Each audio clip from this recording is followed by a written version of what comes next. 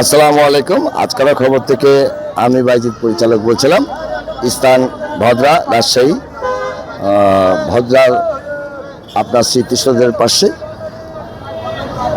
দর্শকবৃন্দ, আজকে যে প্রতিবেদনে এসেছি, এর আগেও আমি মাইকিং পর্যন্ত করেছি, এখানে প্রতিবেদন পর্যন্ত করেছি।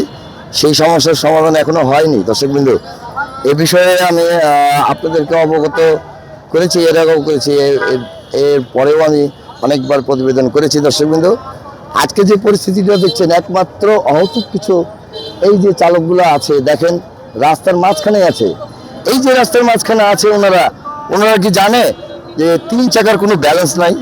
যদি জানতো, কিংবা অহতুক কিছু কিছু অ্যাক্সিডেন্ট হয় এখানে, যার কারণে দর্শকবৃন্দ আজকে এই প্রতিবেদনটা করা। একটা মানুষের জীবন 10 টাকার মূল্য হতে পারে না।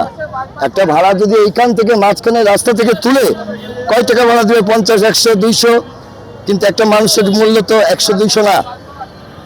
প্রায় দুর্ঘটনা হয় একই কারণ, এই যে যানজট।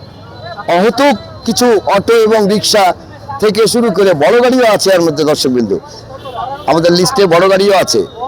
আর দেখুন চিত্রটা একবার, ট্রাফিক বসে আছে ওখানে, উনি বসে থেকে দেখছেন তামাশা। এর মধ্যেও কিছু না কিছু আছে কারণ। দর্শকবৃন্দু, আজকে যদি এই সমস্যার সমাধান আমরা কিংবা প্রশাসনিক ভবন না করতে পারে সিটি কর্পোরেশন, তাহলে আরও কিছু মানুষের জীবন নিয়ে ঝুঁকি থাকতে পারে এবং জীবন যেতেও পারে। দর্শকবৃন্দু, এই বিষয়ে আমি আবারও বলছি, যদি ঊর্ধ্ব কর্মকর্তা আমার এই চ্যানেলে যুক্ত থাকেন কিংবা ভিউয়ার্স থাকেন, অবশ্যই আপনারা একটু খতিয়ে দেখবেন বিষয়টা। আর সিটি কর্পোরেশনে আমাদের অভিযোগ দেওয়াই আছে এবং চলমান থাকবে প্রতিবেদন। যতদিন সমাধান না হচ্ছে ততদিন এইভাবেই প্রতিবেদন করব, যতক্ষণ আমি বেঁচে আছি কিংবা দুর্নীতিমুক্ত না হচ্ছে এবং অহেতুক কিছু মানুষের জীবন নিয়ে খেলা হচ্ছে। এটা আসলে স্বাধীন বাংলার কথা না। আজকে দেখেন কোথায় আছে তারা, কোথায় ভাবে স্ট্যান্ড করে দাঁড়িয়ে আছে গাড়িটা, বলেন। উনি তো নিজেই মারা যাবে, তার পরিবারও মারা যাবে, এবং যারা যাত্রী আছে তারাও মারা যাবে, এবং যাত্রীর যে পরিবার আছে তারাও মারা যাবে।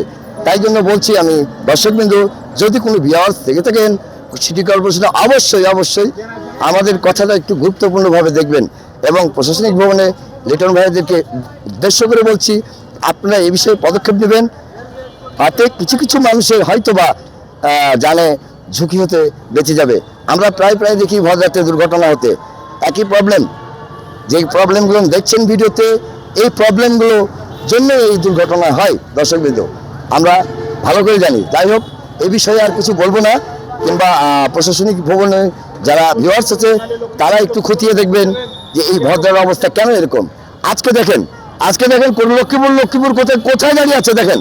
একটা অ্যাম্বুলেন্স যেতে পারবে না সময় মতো। যদি অ্যাম্বুলেন্স না যেতে পারে, তাহলে আমি ডাক্তার আর নার্সের দোষ দিই কেমনে?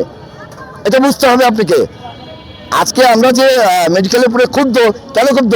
এই যে একটা গাড়ি পর্যন্ত বসাতে পারবে না কেন? তারা কি রাশি শহর কিনে নিয়েছে? হয়তোবা আমার এই কথার মধ্যে যদি কোনো ভুল ত্রুটি হয়ে থাকে অবশ্যই কমান্ডে বলবেন। এবং যারা প্রশাসনিকভাবে আছে তারা আমাদের আসার পরেই কাজ শুরু করে।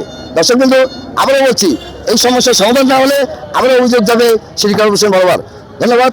আজকে খবর থেকে আমি বাইজিৎ পরিচালক বলছিলাম। স্থান ভদ্রামোড় স্মৃতিসৌধ।